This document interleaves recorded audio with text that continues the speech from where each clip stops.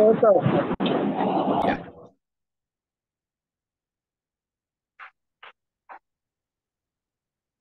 या पुढची जी 3 सूत्र आहेत, ती 3 सूत्र ही आपल्याला बाहेरचं जे आपलं युनिव्हर्स आहे त्याच्याविषयीच्या ज्ञानाची आहेत. जे पहिलं आहे ते भुवन ज्ञानम सूर्य संयमात, चंद्रे ताराव्यूह ज्ञानम आणि ध्रुवे तद गती ज्ञानम.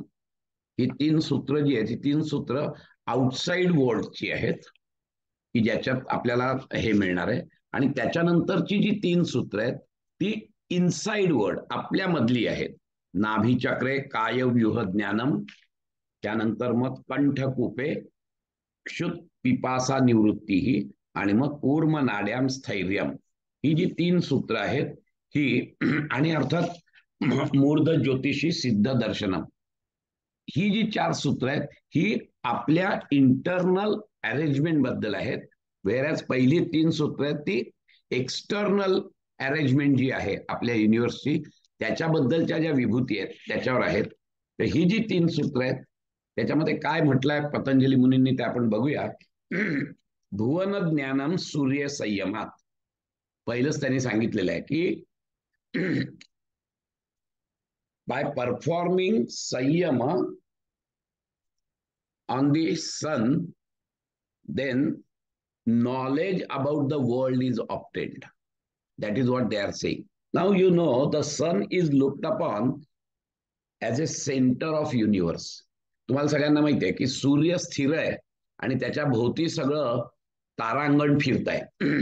हे सगळ्यांनाच माहिती आहे. त्यामुळे सूर्य एकच असा आहे की जो सगळं बघू शकतोय, आणि म्हणून त्याच्यावर जर संयम केला, आणि याच्यामध्ये सुद्धा भुवन याचा अर्थ वरचे 7 आणि खालचे 7 असे 14 भुवनांचं मिळून ते भुवन होत असतं. कळलं की नाही? म्हणजे वरचे जे आहेत म्हणजे भू भुवा स्वाहा महा जनाहा तपाहा सत्यम, ही जी लोक आहेत हे 7 लोक, आणि खालचे 7 लोक महातळ रसातळ, कळलं की नाही, अतल सुतल तळातळ नितळ पाताळ, हे खालचे लोक आहेत. असे मिळून 14 लोकांचं एक भुवन होत असतं. आणि ही जी लोक आहेत ना, it is nothing but the consciousness, your vibrations.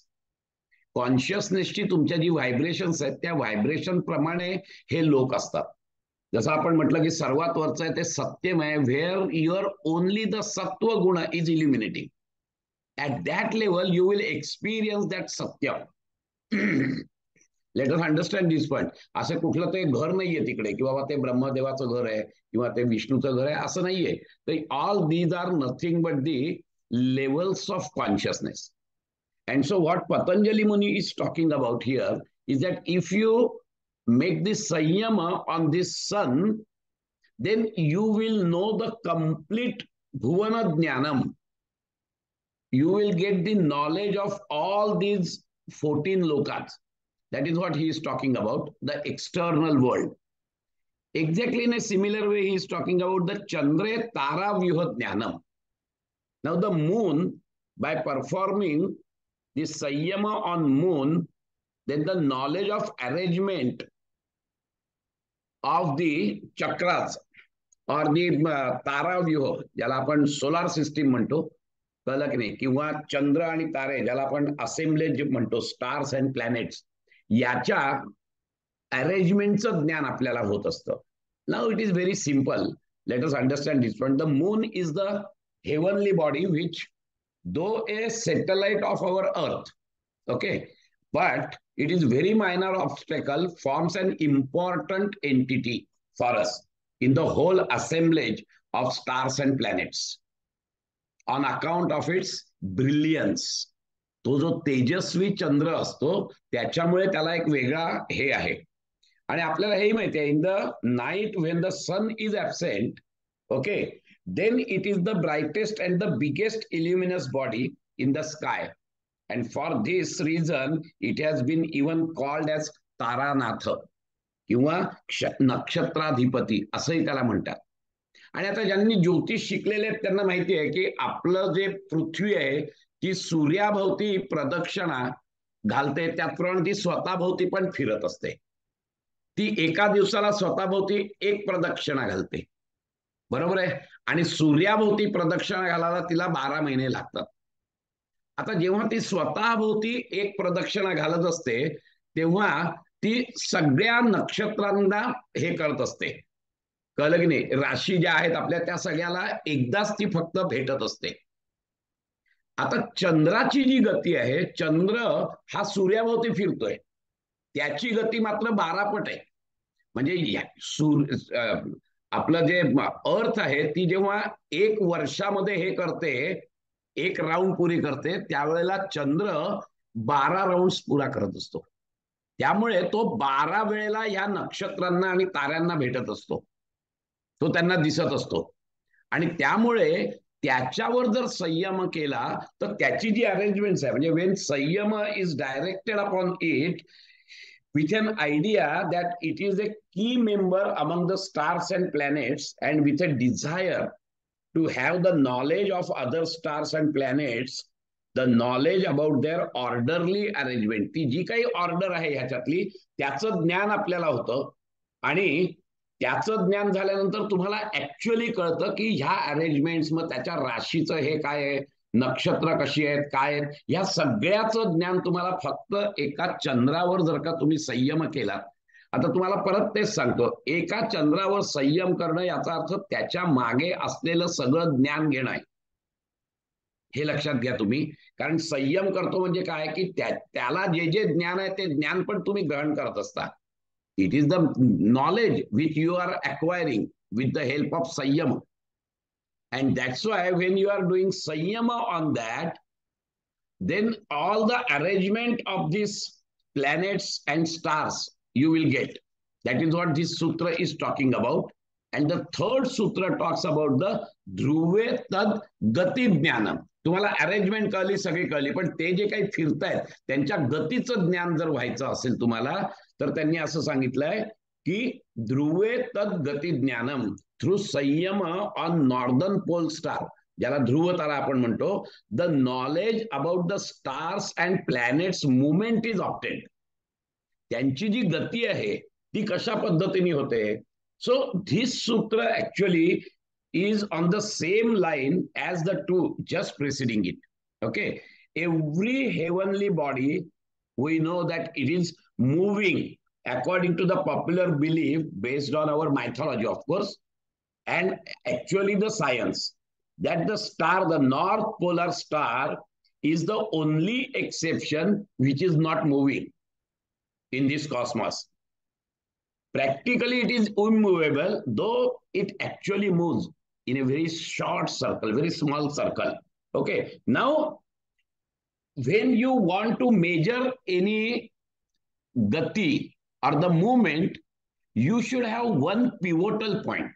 Okay, we can measure and in fact become aware of the movement in relation to some standard reference point. There has to be some standard reference point, okay, which is relatively steady. And that's why he had chosen that Dhruva Tara. Dhruva Tara is relatively, it is stable, it is not moving, practically it is immovable.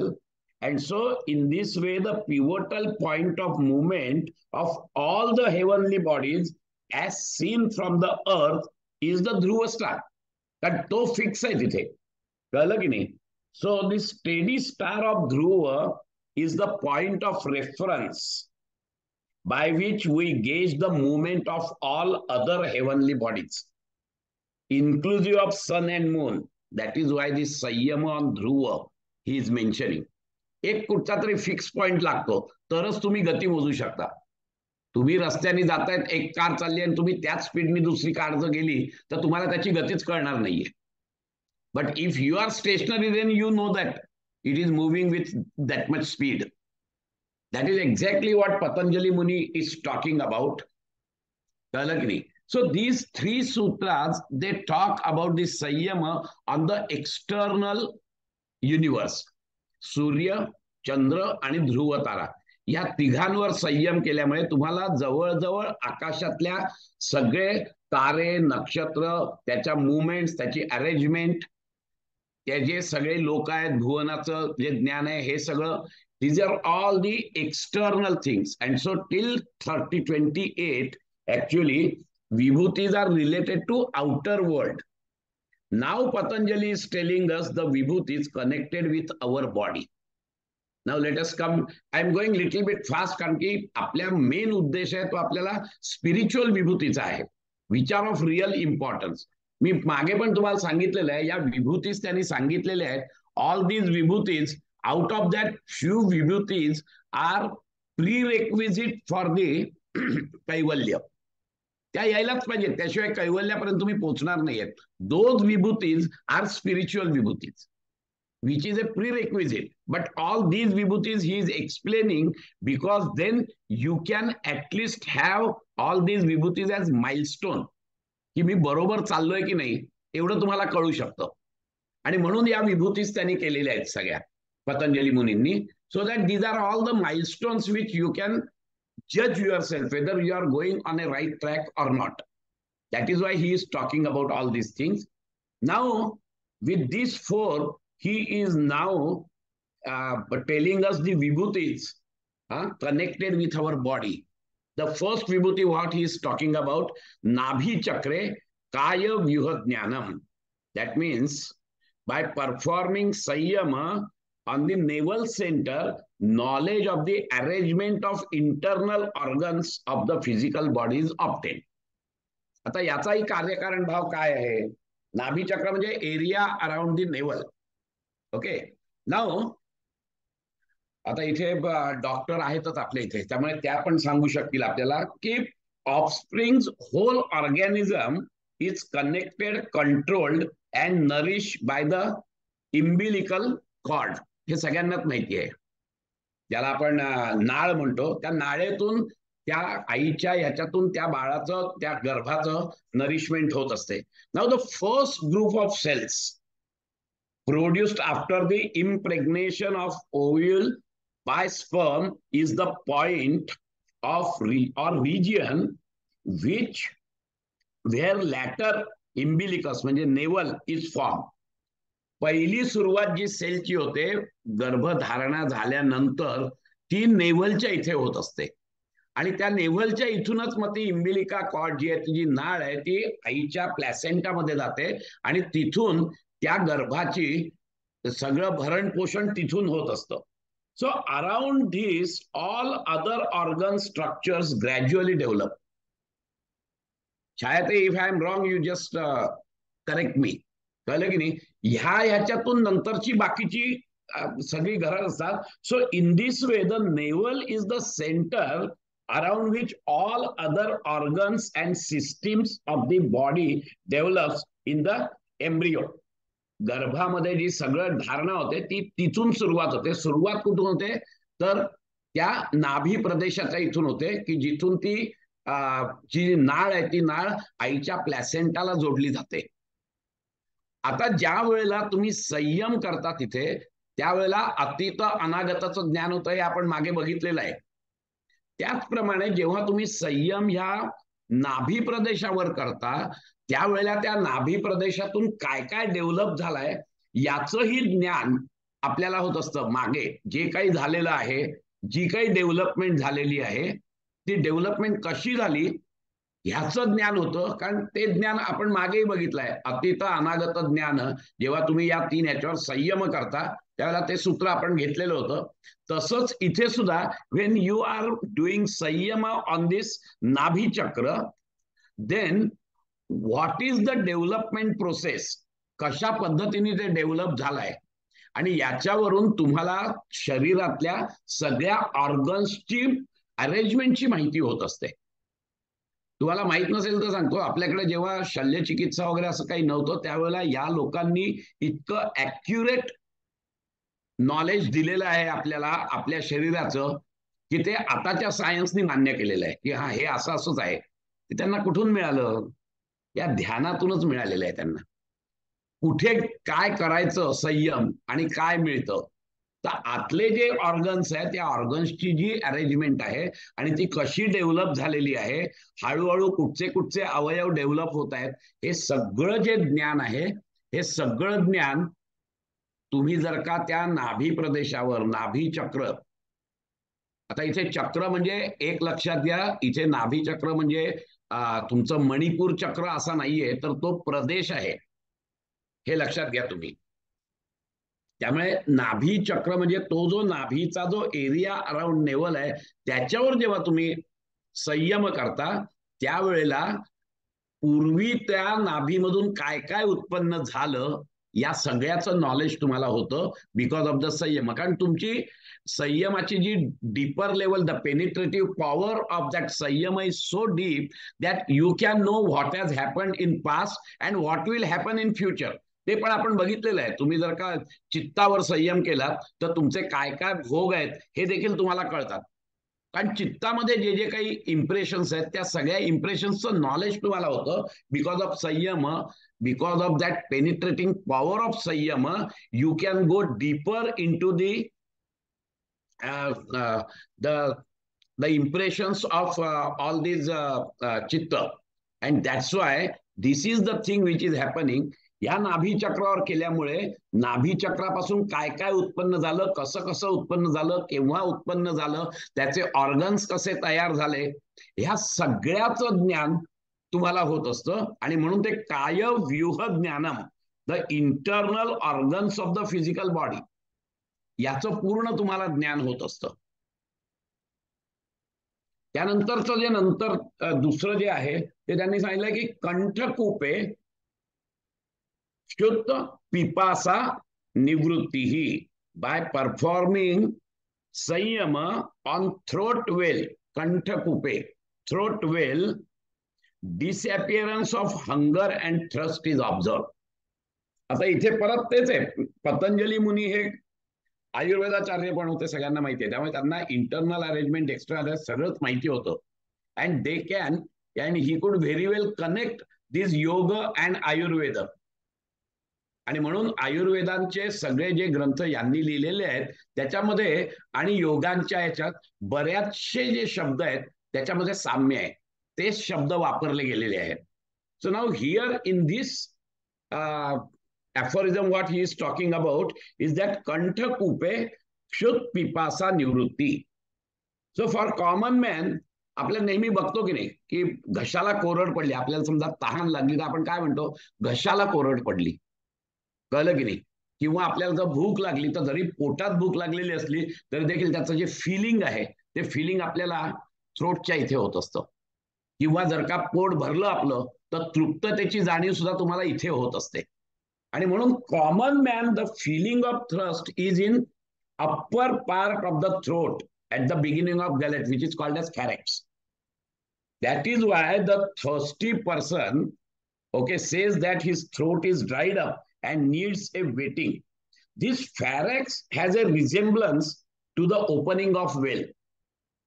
आणि म्हणून त्याला कंठकूपे असं म्हटलेलं आहे त्यांनी. And so the sensation when very hungry, the sensation of hunger also you can experience at the stomach, at the same time at the throat.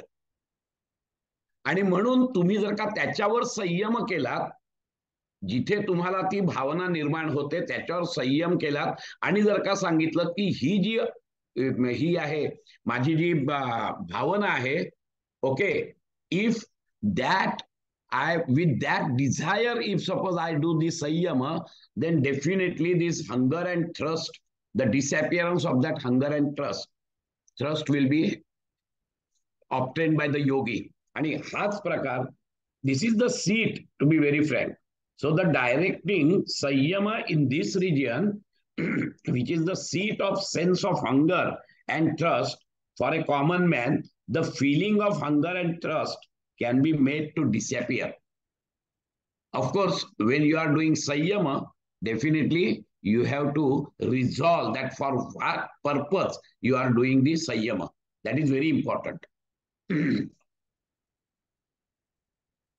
And now the next what he is saying is the kurma nadyam स्थैर्यम. Now kurma nadya, इथे कूर्म नाडी म्हणजे आपण ज्या ह्या बघतोय नाड्या तशा नाही, या नाड्या नाही आहेत, त्या नाड्या ज्या, इट इज नॉट दी नाडी in pranamaya kosha. Let us understand this point, because that nadi is derived from nal, means channel, okay, and that nadi is different. हे जे चॅनल, ट्युब्युलर चॅनल आहे कूर्म नाड्या, so it is again a well recognized fact in physiology that the stability, आपण म्हणतो ना कानाच्या इथे जे हे आहे, it is a balancing fluid which is there in inner, see external ear, middle ear and inner ear. These are the three parts of the ear. So that inner ear has got a fluid which is a balancing fluid, because of which that awareness of your posture is there. हे लक्षात घ्या, आपला awareness जो पोश्चरचा आहे, उभं राहण्याचा, बसण्याचा, incline हे वाहण्याचा, हा जो अवेअरनेस आहे, हा awareness it is because of that inner year. Okay, and so this very small organ very much resembles the elliptical shape of back of tortoise with its four limbs extended. On account of this shape and the hollow tubular structure, the name Kurma Nadi is there. Now this organ gives the awareness of our positioning in the space. That is whether you are standing, okay, whether you are lying horizontally or sitting erect or inclined, etc. So through this awareness only because of this awareness, we are able to maintain our body in any particular position steady up to the desired time. It is only because of that awareness only. Okay, if there is caused some defect in this organ, we cannot know in what position our body in this organ, our body is there, because that awareness is lost. And so we cannot maintain any position. If you really want to stand, you can collapse. Okay, that awareness is dropped. And so what he is talking about, we lose really the control totally. So we get dizzy soon or may fall down if we try to stand. So we get, now therefore he must be having all this knowledge. हा जो awareness आहे, हा awareness महत्वाचा आहे. तो awareness जर का तुमच्यात यायचा असेल तर इफ यू डू दिस संयम ऑन दिस कूर्म नाडी, then there is a total stability, स्थैर्यम. आज बॉडी स्टॅबिलिटी जी आहे ती बॉडी स्टॅबिलिटी पूर्णपणे येते.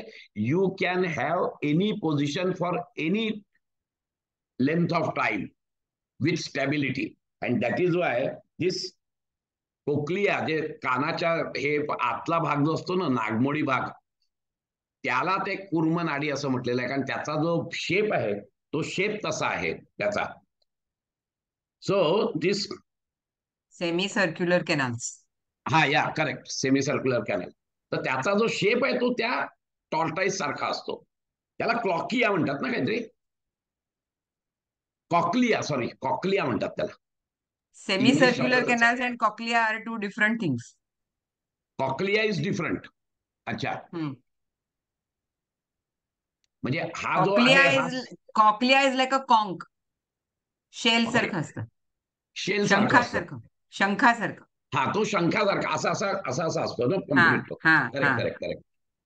पण मग हे जे फ्लुइड असतं किंवा हा जो fluid is in the semi circular canals, fluid is in the semi circular canals. पण अवेअरनेस असतो तो कुठे असतो? Awareness of what? बॅलन्स ना, अवेअरनेस ऑफ अवर पोझिशनिंग. हा, सेमी सर्क्युलर कॅनल्स.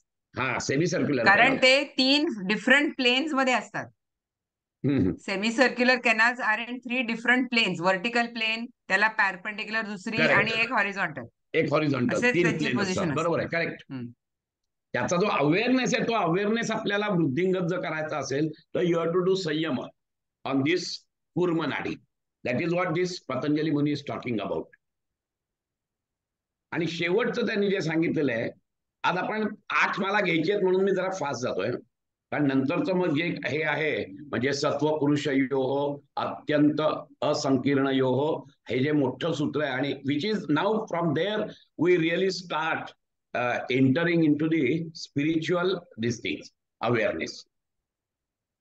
आणि नंतर म्हणजे ते मूर्ध ज्योतिषी सिद्ध दर्शनम.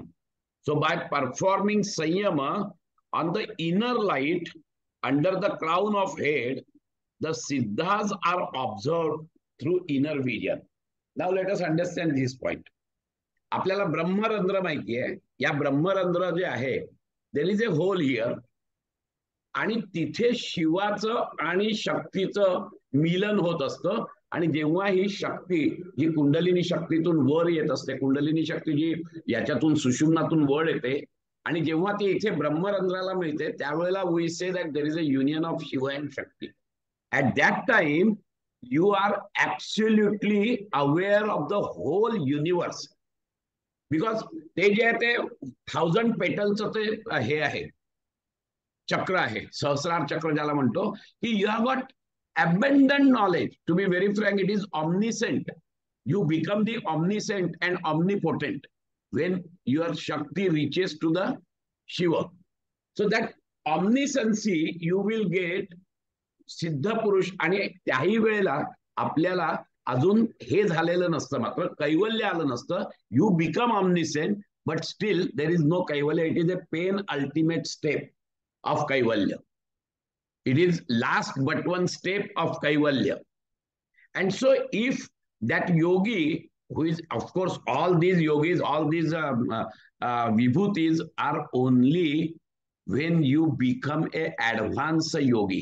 Otherwise, it is very difficult, because Sayyam itself is very difficult. त्या संयमावर परत मात करायची आहे. कारण प्रत्येक वेळेला संयम केल्यानंतर तुम्ही एका स्टेजवरून, एका टप्प्यातून दुसऱ्या, दुसऱ्यातून तिसऱ्या, अशा वर वर जात असता.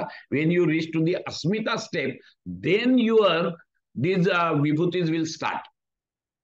त्यामुळे आपल्याला अजून खूप दिल्ली पुढे आहे. आपल्याला थेअरी बघायची आहे की असे जे ऍडव्हान्स योगी आहेत, ते ऍडव्हान्स योगी ज्या वेळेला इथे, आपल्याला माहिती आहे, जेव्हा सिद्ध योगी असतात, ऍडव्हान्स योगी असतात, तेव्हा त्यांना कुठेतरी प्रकाश दिसत असतो. कोणाला भ्रूमध्यामध्ये प्रकाश दिसतो, कोणाला हृदयामध्ये प्रकाश दिसतो, कोणाला काही वेळेला नेवलच्या इथे प्रकाश दिसतो, आणि भरपूर जणांना इथे ब्रह्मरंध्राच्या इथे देखील प्रकाश दिसतो.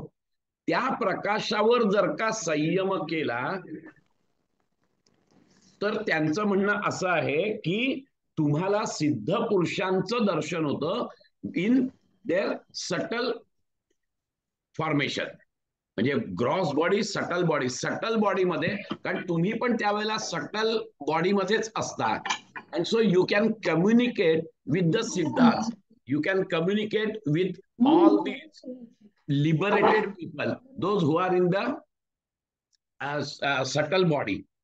And so when you make Sayyama on this light, this Murdha Jyoti, ह्या जी ज्योती आहे, हा जो लाईट आहे, ह्या लाईटवर जर का तुम्ही संयम केलात, with a desire to have a connection, to have the communication with the siddha purush, then you can definitely have that connection and the communication with all these Siddha Purushas. That is what this sutra is talking about. इथे जो संयम आहे तो अशासाठी आहे की याच्या नंतर तुमचा सूक्ष्म हे शरीराशी संबंध येऊ शकतो. And if you desire to have, समजा माझे गुरु कोणी आहेत आणि माझ्या गुरूंना मला भेटायचं आहे, तर I can do this samyam because I can take guidance. There are many hurdles. आणि जसे जसे तुम्ही सटल लेवलला जाता ना, तसे तसे हर्डल्स जे आहेत ते सूक्ष्म होतात, पण खूप तगडे होतात. आणि अशा वेळेला माणूस जास्तीत जास्त भांबावून जातो, जास्तीत जास्त कन्फ्युज होतो. कळलं की नाही? आणि मिस्टिसिझमच्या याच्यात जर सांगायचं तर that is what is called as dark night of the soul. Dark night of the soul म्हणजे रात्र असते ती, कारण की त्याने आधीचं सगळं सोडलेलं असतं. त्याला कधीतरी एखाद वेळेस त्या भगवंताचा अनुभव आलेला असतो, पण आता येत नाही तो. अनवस्थितम ही स्थिती तुम्ही जर बघितली असेल तर. कळलं की नाही? ही जी स्थिती आहे, आता तो येत नाहीये. त्यामुळे इकडची तर वैराग्यपूर्ण निर्माण झालाय आणि तिकडचं तर आता दर्शन होत नाहीये. असं तडफडत्या अवस्थेत, म्हणजे मासा जसा पाण्यातून बाहेर काढतात तो तडफडतो, तसा हा सिद्ध पुरुष तडफडत असतो आणि त्याला गायडन्सची गरज असते. अशा वेळेला जर का त्या योग्यानी जर का ह्या इथे मूर्ध ज्योतिषाच्या इथे जर का संयम केला with intention to have guidance from his guru, then he will get that guidance through the subtle body, because he also goes into the subtle body, and that guru is also in the subtle body, and they can communicate with each other. आणि त्यालाच ते ही रात्र dark night of the soul म्हणतात. इथं म्हणजे हे म्हणतात ना, मासोळी तडफडते जशी, कळलं? जीवना वेगळी मासोळी, तुका तैसा तळमळी, हा एकटा तुकाराम महाराजांचा फार सुंदर अभंग आहे. तैसा तुका तळमळी, तैसे झाले माझ्या जीवा, केव्हा भेटसी केशवा. ही जी तडफड आहे, ही तडफड, कारण जसं जसं तुम्ही सूक्ष्मात जाता तसे तसे तुमचे अडथळे पण इतके सूक्ष्म बनतात की तुम्हाला कळत नाही की हा अडथळा आहे, आणि तुम्हाला हेही कळत नाही की माझी पुढची प्रोग्रेस का थांबली आहे, कारण तो सूक्ष्म अडथळाच कळत नाही. आणि अशा वेळेला तुम्हाला जर का तुम्ही गुरुला शरण गेलात आणि जर का त्याच्याकडून गायडन्स घेतलात, तर तुमचे हे जे सूक्ष्म अडथळे आहेत, all this subtle obstacles, the guru will help you to remove it. आणि त्याच्यासाठी तुम्ही जर का इथे संयम केलात तर you can definitely communicate with your Guru.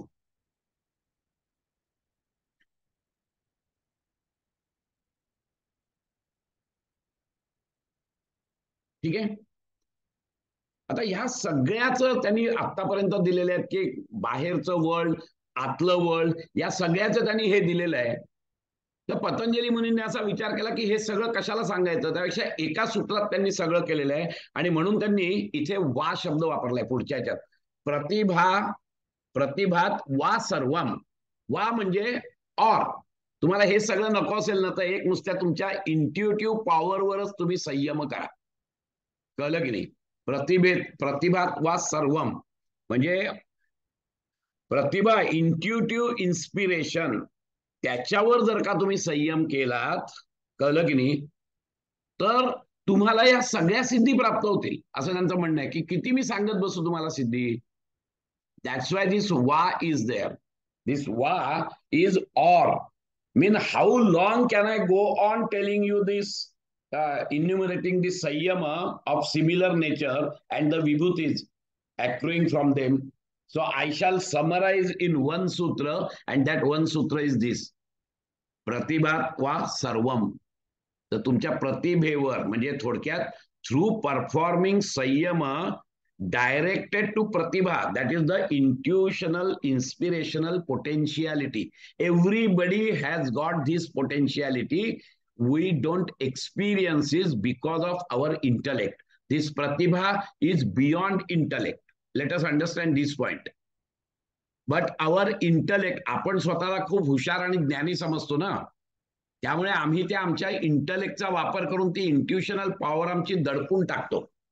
Everybody has got this intuitional power, and that's why त्यांचं असं म्हणणं आहे की ही जी पॉवर आहे, ह्या पॉवरवर जर का तुम्ही संयम केलात तर हळूहळू हळूहळू ही जी प्रतिभा आहे ही वाढत जाते.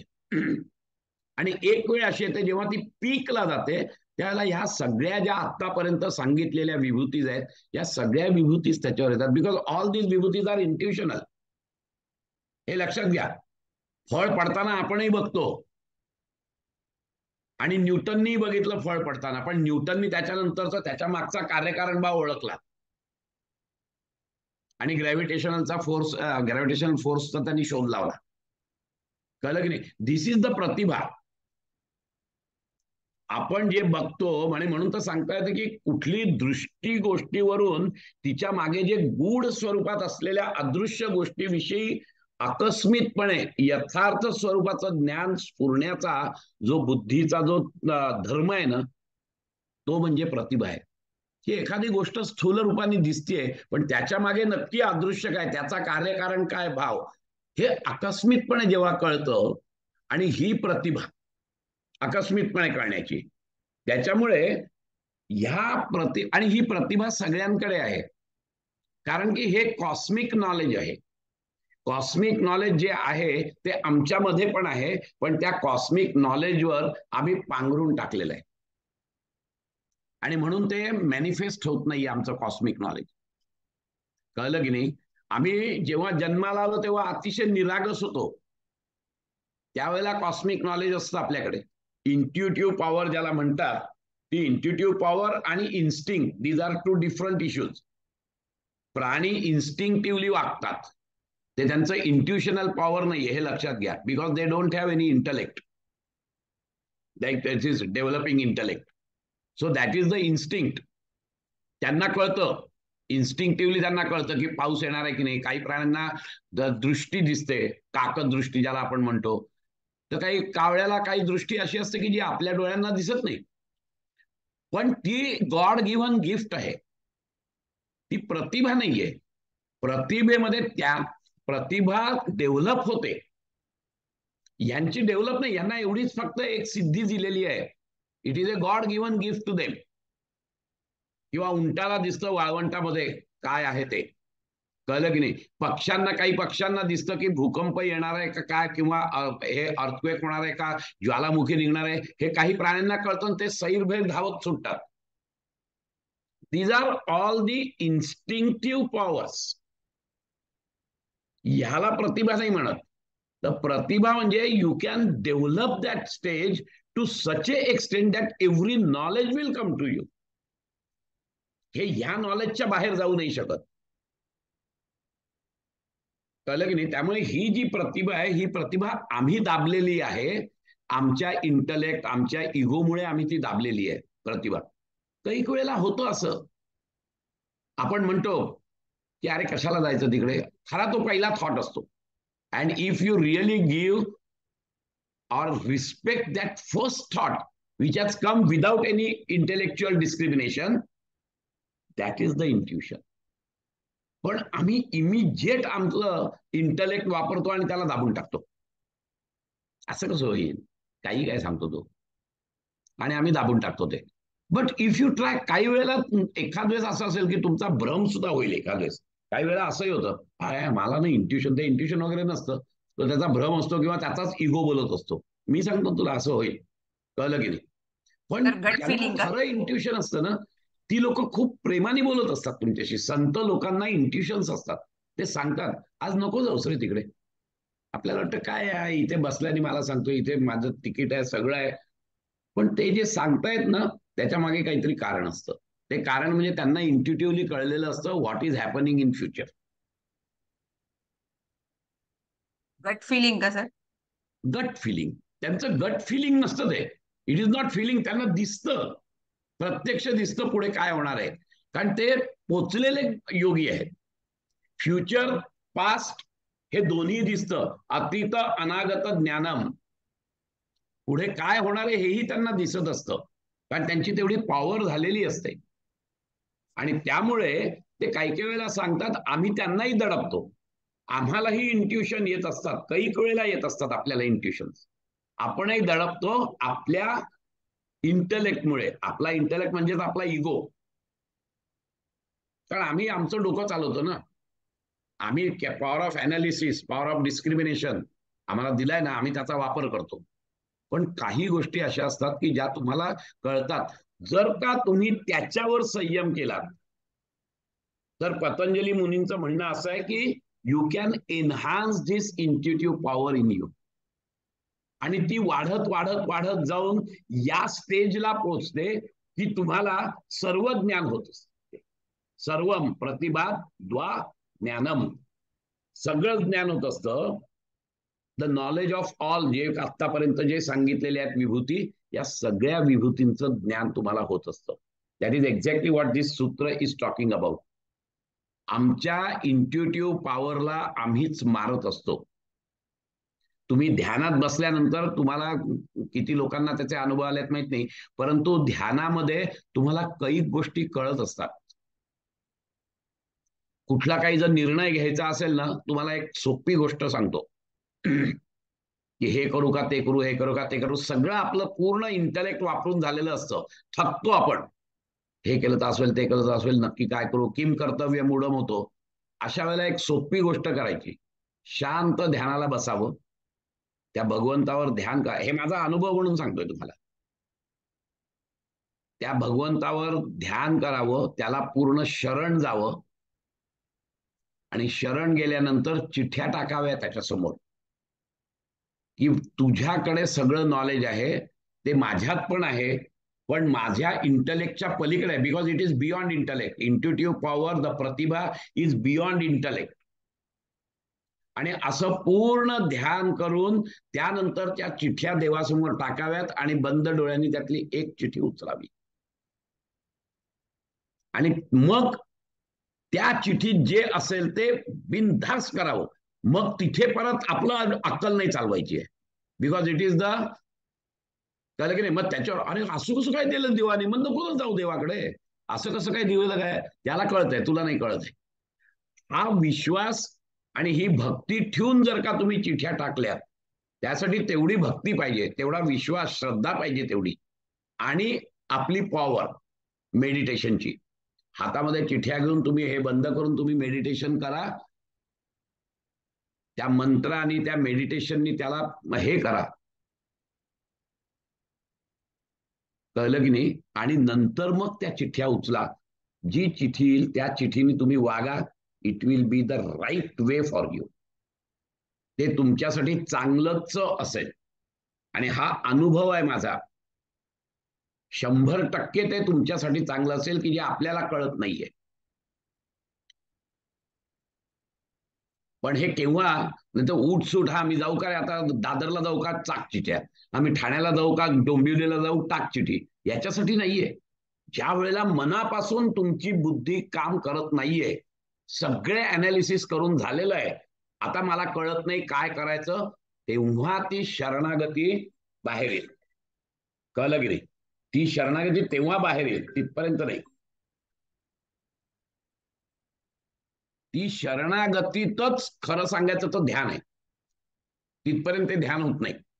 आणि ती शरणागती जेव्हा आतून उचंबळून येते, त्यावेळेला तुमचं ध्यानही चांगलं लागतं. आणि नुसतं ध्यान नाही चांगलं लागत, तर त्यावेळेला ती पॉवर, ती प्रतिभा, that intuitive power will come in that chit, and you will accept only that chit which is correct for you.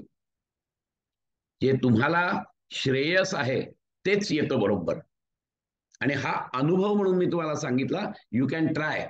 तुम्ही माझ्यावर विश्वास नका ठेवू, तुम्ही ट्राय करा. कारण हे शास्त्र जे आहे हे एक्सपिरियन्सचं शास्त्र आहे, स्वतःहून प्रयोग करायचं शास्त्र आहे. त्यामुळे प्रयोग करून बघा तुम्ही, इट विल वर्क. त्याच्यावरून एवढं तरी नक्की आपल्याला कळतं की बाबा आपल्या इंटलेक्टच्या पलीकडे काहीतरी आहे. एवढं जरी कळलं तरी देखील आपल्याला आत्ता पुरे आहे. हा जो भाव आहे, हा भाव निर्माण झाला की तुमचं चित्त शुद्ध होतं. चित्त शुद्ध झालं, शरणागतीमध्ये चित्त शुद्ध होतं. चित्त शुद्ध झालं की तुमचं ध्यान चांगलं लागतं. तुमचं ध्यान चांगलं लागलं की ऑटोमॅटिकली प्रतिभा जागृत होते. प्रतिभा गोखले नाही. कळलं की नाही. त्यामुळे सर मी झोपलेली नाही आहे अजिबात, जागी आहे. हा ऐकते मी. त्यामुळे हा भाव एक नक्की लक्षात ठेवायचा असतो आपल्याला. आणि शेवटचं सूत्र आपण घेऊ आणि थांबूया इथे, कारण त्याच्या पुढचं सूत्र आहे. तिथून मी म्हटलं तसं तुम्हाला की नंतर स्पिरिच्युअल विभूती ज्या आहेत, which are the prerequisite, that will start, that will take next time. So हृदये चित संवित. Now the seat of mind, हृदये चित संवित, by performing samyam on heart, total knowledge of chitta is gained. Now the seat of mind, that is chitta, is heart. हे आपल्याला माहिती आहे. By संयम on heart, you know the modus operandi of mind. So you have the complete knowledge about the functioning of mind. Knowledge of चित्त म्हणजे काय? It includes mind, intellect and ego. चित्त, it includes mind, intellect, मन, बुद्धी, अहंकार, यानी चित्त बनतं. As per पातंजली Yogasutra. As per Vedanta, chitta is a part of antakaran. Mana, buddhi, ahankar, chitta becomes the antakaran. कळलं की नाही. अंतःकरण चतुष्टय. So the knowledge of chitta means the modus operandi of mind. How emotions are getting developed. Okay. How discriminative knowledge develops, thinking develops, particularly the I consciousness, which is the purest form of intellect, how it develops, how it modifies. माझ्या मनामध्ये विचार कसे येतात, काय कसे येतात, हे सगळं तुम्ही जर का त्या ह्याच्यावर जर का हृदयावर जर का हे केलं, because heart is the centre of consciousness. Okay. आता स्पिरिच्युअल अवेअरनेस, अनाहत चक्र, हार्ट याचा अर्थ अनाहत चक्र. अनाहत चक्राच्या वरती स्पिरिच्युअल अवेअरनेस आहे आणि अनाहत चक्राच्या खालती जो आहे तो फिजिकल अवेअरनेस आहे. मूलाधार, स्वादिष्ठान आणि मणिपूर हे 3 फिजिकल अवेअरनेसचे चक्र आहेत. Here your awareness is there. If your awareness is totally on Manipur chakra, your health is good because that digestion and assimilation, it connects to that only. कळलं की नाही? आणि अनाहत चक्र जे आहे याच्या वरती जे आहेत विशुद्धी, आज्ञा आणि सहस्रार, these are all the spiritual awareness. तुमचा अवेअरनेस जसजसा सूक्ष्म होत जातो ना तसतसे त्याची फ्रिक्वेन्सी वाढत जाते आणि म्हणून या चक्रांची सुद्धा फ्रिक्वेन्सी वाढत जाते.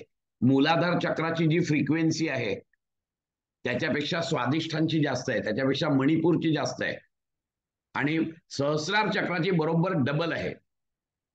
म्हणजे मूलाधार चक्राची जी फ्रिक्वेन्सी आहे त्याच्याबरोबर डबल जी आहे ती सहस्रार चक्राची आहे.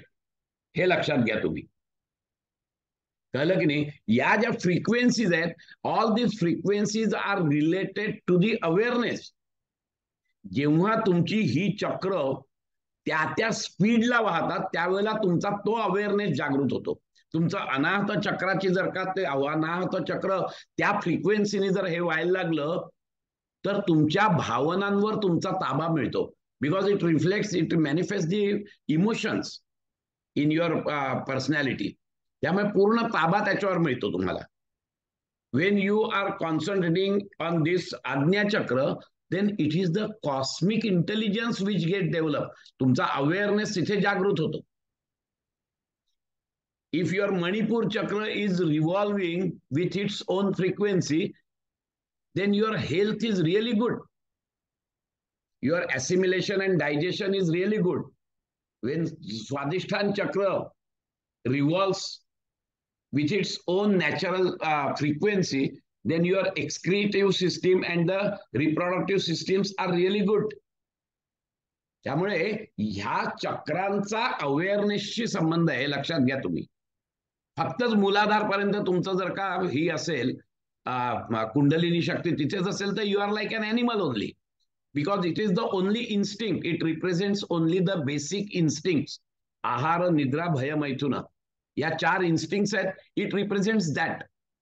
त्याच्यापेक्षा थोडं वर गेल्यानंतर स्वादिष्ठांमध्ये तुमचा awareness about the reproduction and the excretion ह्याचा अवेअरनेस वाढतो तुमच्याकडे.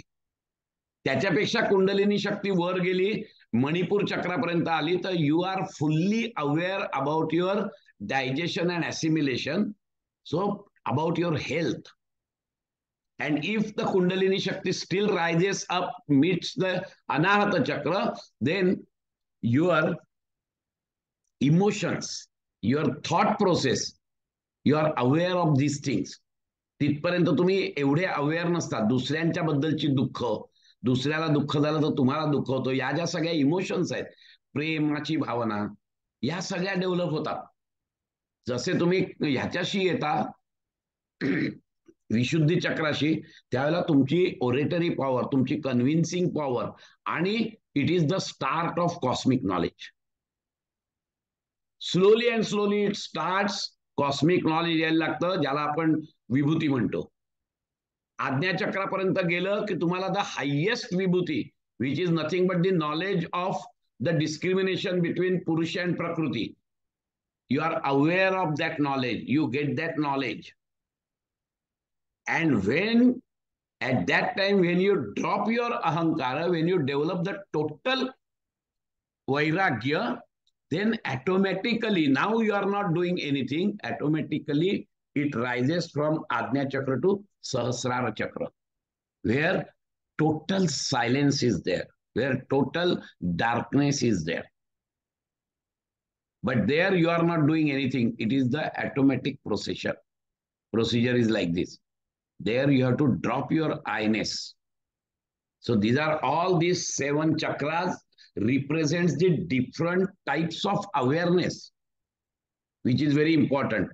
And in that, this Hridaya is the center point. Below that, there is a awareness of body. And above that, there is a spiritual awareness. And that's why what he is talking about is a point of contact between soul and body. So it is the product of or interaction of matter and consciousness. So if you do the Sanyama on this heart, then actually you will get the चित्त म्हणजे मनबुद्धी अहंकार याचं जी modus ऑपरंडी आहे त्याचं तुम्हाला सगळ्याचं ज्ञान होत जातं. That is what this aphorism is talking about. I think we will stop here. 2च मिनिटं राहिली आहे. हे पुढचं जे आहे हे म्हणजे परत फिलॉसॉफिकल आहे सगळं. हा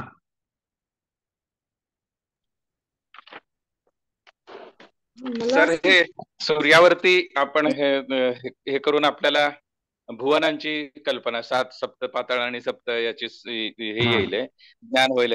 चंद्रावरती गेल्यावरती तारांगणांचं वगैरे होईल. पण हे ध्रुव जो स्थिर आहे त्याच्यावरती केलेल्या याच्यामुळे संयमामुळे म्हणजे त्या सगळ्यांची गती समजून येईल का? त्यामुळे गती समजून येते, हे लक्षात घ्या. अरेंजमेंट तुम्हाला चंद्र वरून कळते, त्यांची जी गती आहे ती गती तुम्हाला ध्रुव तारा, कारण Dhruv tara is a fix tara, fixed आहे. त्यामुळे तुम्हाला तोही जर का त्यांच्याबरोबर जर फिरत असेल तर तुम्हाला त्याचं गतीचं ज्ञान होणार नाही ना. Yes, right. या राजेश. हा, मला असं विचारायचं आहे की या सगळ्या सूत्रांमध्ये एक प्लेस आहे, इन द सेन्स सूर्य, चंद्र, ध्रुव, नाभिचक्र, कंठकूप, हृदय. पण प्रतिभा जी आहे ती it is beyond all this things. It is beyond all this things. But if I want to practice it, तर माझं म्हणणं की मग कुठे, कारण प्रतिभा हा तर आतला आवाज आहे ना, आतला आवाज आपल्याला आहे. कुठे येस, आपल्याला प्रत्येकाला तुम्ही जर का नीट विचार केला तर आपल्याला इंट्युशन्स येतात, ती आपल्याला कळत नाहीत. काही काही वेळेला आपण म्हणतो अरे मी असं बोललो खरंच झालं की रे तसं. That is intuition. तुम्ही एक जरी त्यातला स्पॉट तुम्ही मिळवलात, एक जरी तो एक्सपिरियन्स तुमच्या लक्षात आला आणि त्या एक्सपिरियन्सवर जर का तुम्ही संयम केलात तर ही जी तुमची प्रतिभा आहे, ही जी इंट्युटिव्ह पॉवर आहे, ही हळूहळू वाढायला लागते. आणि आपल्या प्रत्येकाकडे ती पॉवर आहे, आपण ती दाबलेली आहे प्रत्येकाने. नाही, अग्रीड. पण मला कुठेच माहितीये ती पॉवर कुठे आहे, तो आतला आवाज आहे. So it doesn't have a place where I can do संयम. नाही, मी तेच सांगतोय तुला की आपल्याला प्रत्येकाला अनुभव आलेला आहे. तुम्ही नीट तेही ध्यानातून तुम्ही बघा, तुम्हाला कळेल की अरे हा माझा जो अनुभव आहे हा आपल्या इंटलेक्टच्या पलीकडचा जो अनुभव आहे, किंवा इंटलेक्टच्या पलीकडे ज्या वेळेला आपल्याला काही एक्सपिरियन्स आलेला आहे, दॅट इज प्रतिभा. तो प्रत्येकाला आलेला असतो आणि ह्या योग्यांना तर तो कायमच आलेला असतो. त्यामुळे त्यांना काही प्रश्नच नाहीये. ते त्याच्यावर जेव्हा ध्यान करतात तेव्हा ते पूर्ण पीकला पोहोचतात. कळलं की नाही? हे योग्यांबद्दल सांगितलंय, पण आपल्याला देखील येतो. हे जे आपल्याला एखादा एक्सपिरियन्स आला असेल त्या एक्सपिरियन्स वरती ध्यान करायचं का? काय ते? आपल्याला एखादा एक्सपिरियन्स आला असेल, फॉर एक्झाम्पल तुम्ही जो चिठ्ठ्यांचा एक्सपिरियन्स सांगितला, एक्झॅक्टली, म्हणजे त्या चिठ्ठ्यांच्या एक्सपिरियन्सवर तुम्ही ध्यान करा, तुमची प्रतिभा हळूहळू जागृत होईल. Okay okay. मी माझ्या बाबतीत म्हणून सांगतो, असं कैकदा झालेलं आहे की असं म्हणजे पर्टिक्युलरली वारीमध्ये माझं झालेलं आहे असं की मी सांगतो लोकांना, अरे कोणी येतात, आमचे वारकरी येतात, अरे प्रचंड गर्दी आहे आणि आम्ही आमच्या ह्याच्यात बसलेले असतो टेंटमध्ये, आणि काय माहित नाही मला असं वाटतं, मी आपला सांगतो सद्गीर महाराज मी जाऊन येतो, म्हटलं मला मिळेल दर्शन. काय मिळेल, कसं मिळेल, हे सगळेजण परत आले आहेत, पण समहाव मला दर्शन मिळतं. हे लक्षात घ्या तुम्ही. असे माझ्या 2-4 प्रकार असे झालेले आहेत वारीमध्येच. आता खरं इंटलेक्ट जर वापरला असतं तर मी काय म्हटलं, अरे हे एवढी लोक जाऊन आले, मूर्खा तू कुठे जातो परत अजून एवढ्या लांब त्या गर्दीत मारायला, बस इथे शांतपणे. मी ती दाबली. पण ज्या वेळेला मला असं वाटतं, आतून वाटतं मला की नाही जाऊया आपण, चल काय होईल जाऊया, मला ज्ञानेश्वर माऊलींच्या पादुकांचं दर्शन असं झालेलं आहे. मला तर मंदिरात सुद्धा हे मिळेल की नाही माहित नव्हतं. अशा वेळेला मला मंदिरात प्रवेश मिळाला. नुसतं तेवढं नाही, प्रचंड गर्दी, 4-4 तास उभं, मी जाणार सुद्धा नव्हतो मंदिरात. इंटेन्शन काय होतं, मला मंदिरात जाऊन पादुकांचं दर्शन घ्यायचं, पण ती गर्दी बघून मी माझी झोळी काढली, पुस्तक बसलो, एका कोपरा धरला, वाचत बसलो पुस्तक. समहाऊ कोणीतरी एक माणूस आला, कुठून आला काय आला, आमच्या गप्पा टप्पा झाल्या, म्हटलं ठाण्याहून आलो, मग म्हणे माऊलींचं दर्शन. म्हटलं नाही एवढ्या गर्दीत म्हटलं कुठे घेणार, असं कसं म्हणायचं, चला माझ्याबरोबर. गेला की तो घेऊन मला. आता कसा गेला काय गेला आय रिअली डोंट नो. तो डायरेक्ट गेला, तो मला त्याने माऊलींच्या त्या समाधीच्या समोर उभा केला ना त्यांनी मला. आता हे जे इन्सिडन्सेस असतात ना, याच्यावर जर का तुम्ही संयम केलात ना, तर तुमची ही पॉवर वाढू शकते. पण त्याला आपण जेव्हा इंटलेक्टचा मुलामा देतो तेव्हा ते आपण दाबून टाकतो, because it is beyond intellect. आपल्या प्रत्येकाकडे आहे ते, पण आपण ते दाबून टाकतो. खूपदा दाबतो आपण ते. आणि हे सांगतायत पतंजली मुनी, हे ऍडव्हान्स योग्यांबद्दल सांगतायत. त्यांना तर अनंत असे अनुभव आले असतील, त्यामुळे ते त्याचा अगदी सहजपणे सांगतायत की तुमच्या प्रतिभेवर संयम करा, कारण त्यांना भरपूर असे अनुभव आहेत. Rather they actually know what do they mean by pratibha, what do they mean by intuitive knowledge. कळलं की नाही? Because these are for the advance yogis only. पण आपल्याला झलक, मी परत परत तुम्हाला सांगतो, प्रत्येकाला झलक येते, पण आम्ही ती दाबलेली आहे, त्यामुळे आम्हाला माहितीच नाही. माणूस येऊन गेला सुद्धा पण आमच्या लक्षात नाहीये, अशी परिस्थिती आहे. आणि खात्रीला एक सांगतो, अशी परिस्थिती आहे, प्रत्येकाला त्याच्या अनुभव येतो, फक्त आपण ते टेस्ट नाही करत. बरोबर. सर, या एक्सपिरियन्स वरती संयम करायचा, म्हणजे संयम ही खूप पुढची गोष्ट आहे, पण आपल्यासाठी करण्यासाठी म्हणून हे करायचं म्हणजे काय, तो पुन्हा री एक्सपिरियन्स म्हणजे आठवायचा का, म्हणजे काय exactly? Relive it. You have to relive it. जर का आला असेल तर तो एक्सपिरियन्स रिलीव्ह करा. Okay. That is the only thing which we can do. बाकी नाही. That is the only thing which we can do. Sir relive ना, RELIVE. हा, LIV, रिलीव्ह. एक्सपिरियन्स. रिव्हिजिट. बरोबर. येस. Okay, thank you sir. ठीक आहे, चला थांबूया आपण. Thank you sir. थँक्यू. खूप छान. एक शांतिपाठ म्हणूया आणि थांबू. Just sit quietly, comfortably, spine erect, eyes are closed gently. Be aware of your natural breathing.